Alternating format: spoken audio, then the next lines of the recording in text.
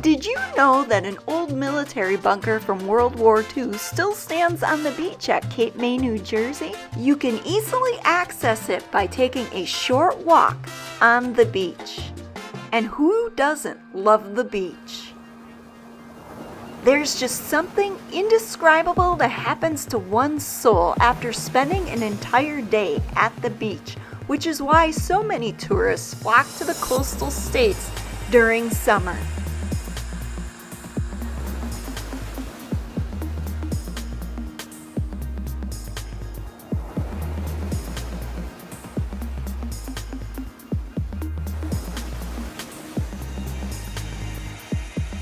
In this week's sightseeing adventure, we're going to check out some of the must-see tourist stops here in Cape May, including a really cool lighthouse, that abandoned World War II bunker, and an old sunken cement ship.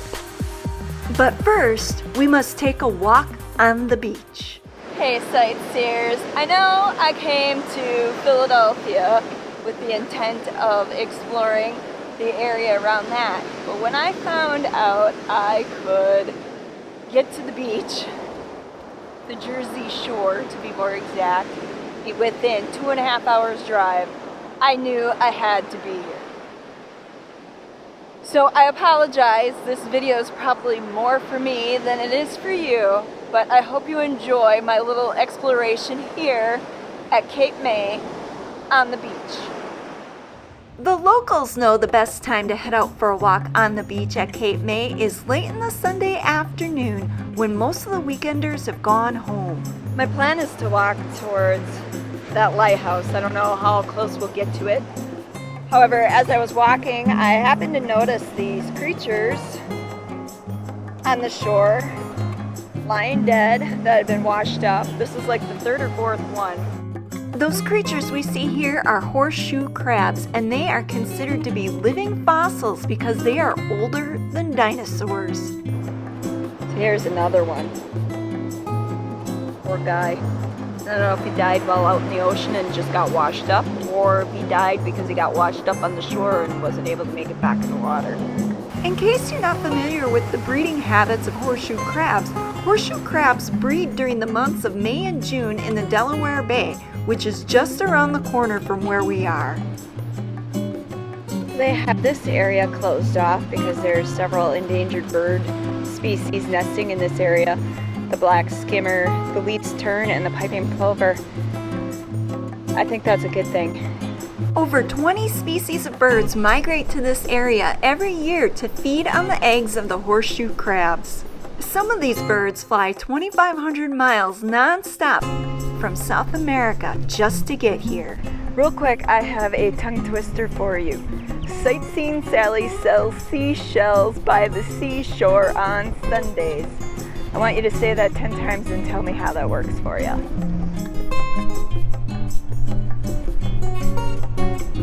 Just a little bit about what's going on here. The beach restoration projects are being sponsored by the U.S. Army Corps of Engineers, and they have a very nice placard here talking about things that you can do to avoid interacting or harming the birds as they're nesting. Again, I think this is a good thing. I think as a human species we need to do more to ensure that we aren't killing off all the animals and birds and fishes on our planet. Because remember folks, we only have one planet.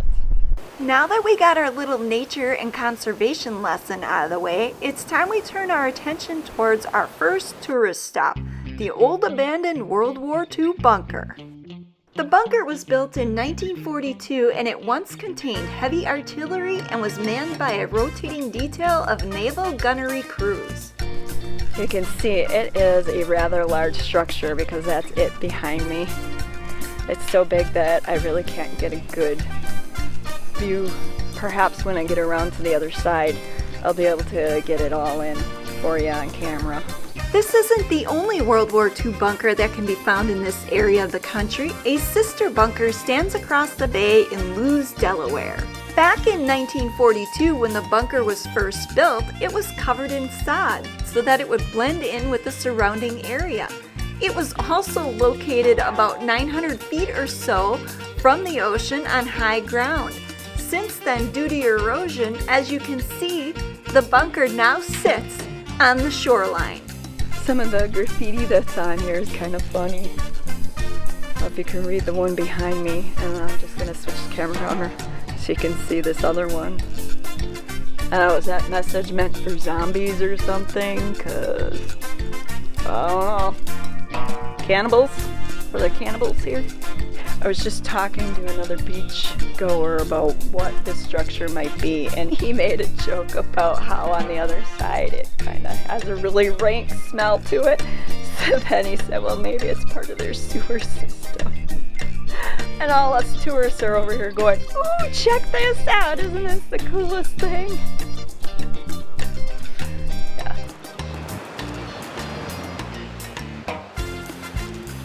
Or maybe this is where the Jersey Devil brings his victims.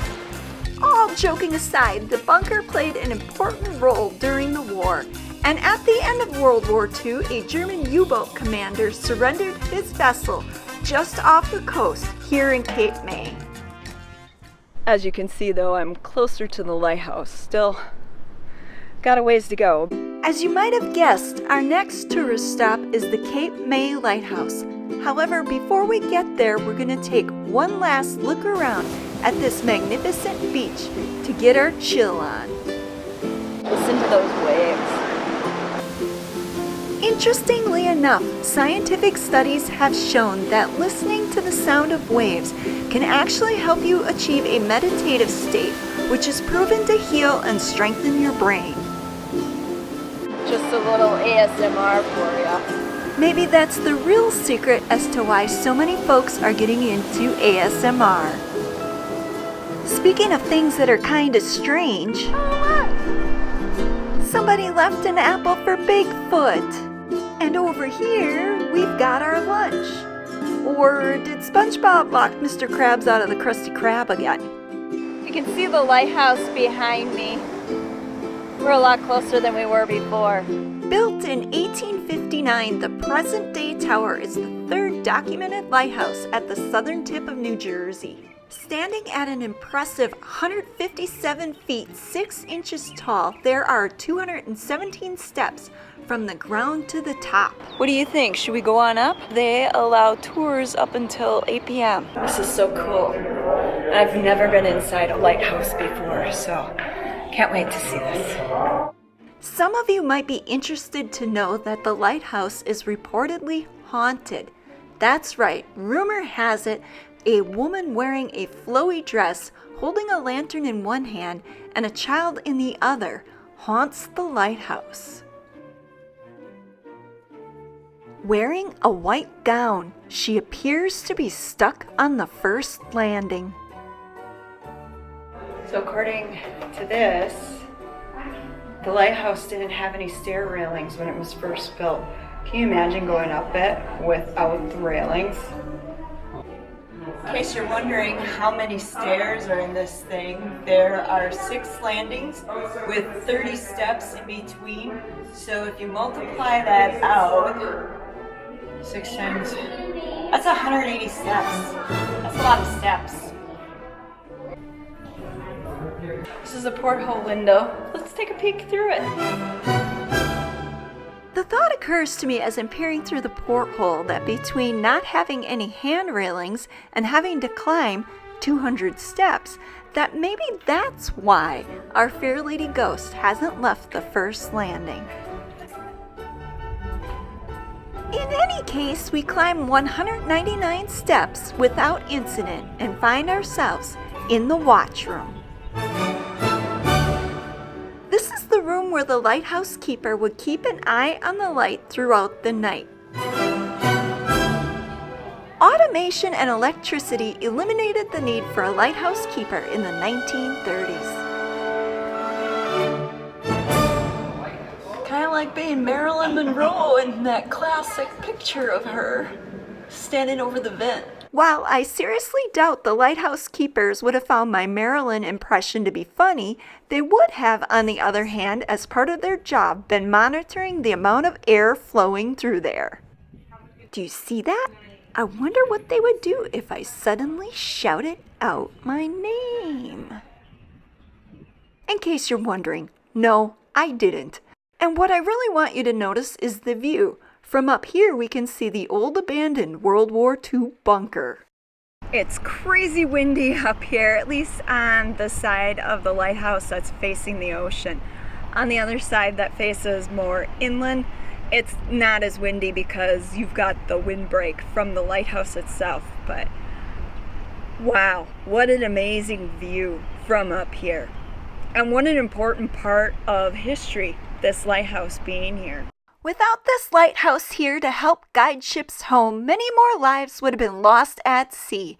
And who knows how that would have shaped the course of our nation's history. Of course, what goes up must come down. Well, that was definitely worth it. If you ever get to Cape May, you have to check out the lighthouse. The lighthouse isn't the only place in Cape May where you can get your exercise on by climbing a crazy number of steps. The old World War II tower is available for people to tour as well. Unfortunately, we're not going to be able to take a look inside as I'm here a little bit too late, but we'll just take a little walk around outside and check it out.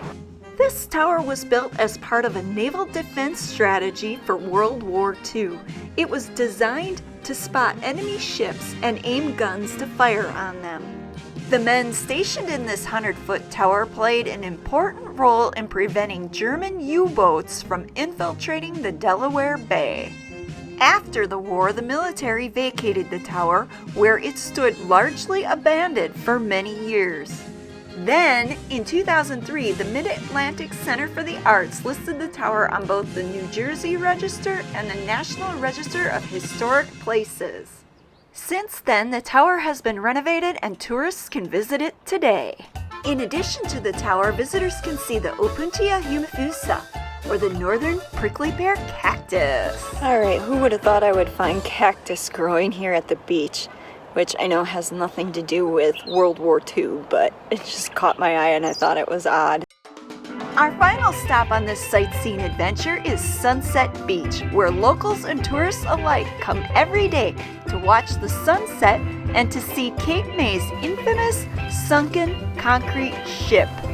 This ship is known as the SS Atlantis, and it has been sitting here for almost an entire century. The story goes like this.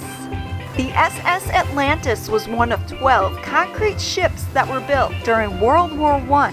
After the war, this ship was used to transport troops home from Europe and to transport coal up in the New England states.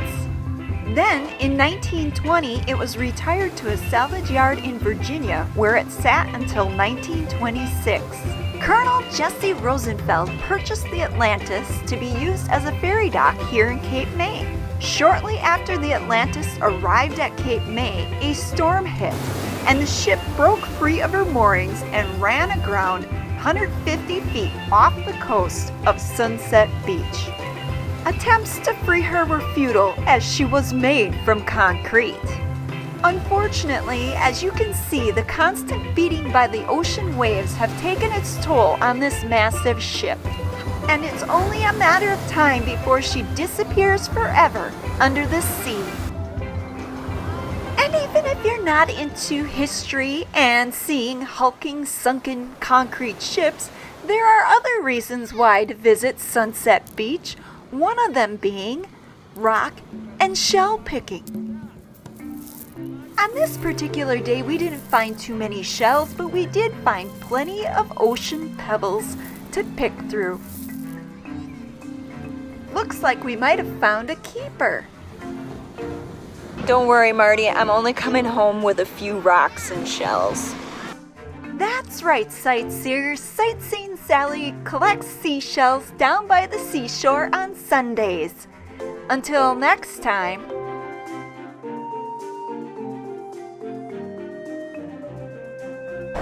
Oh boy, I gotta walk all the way back over there. I didn't realize how far it was to the lighthouse.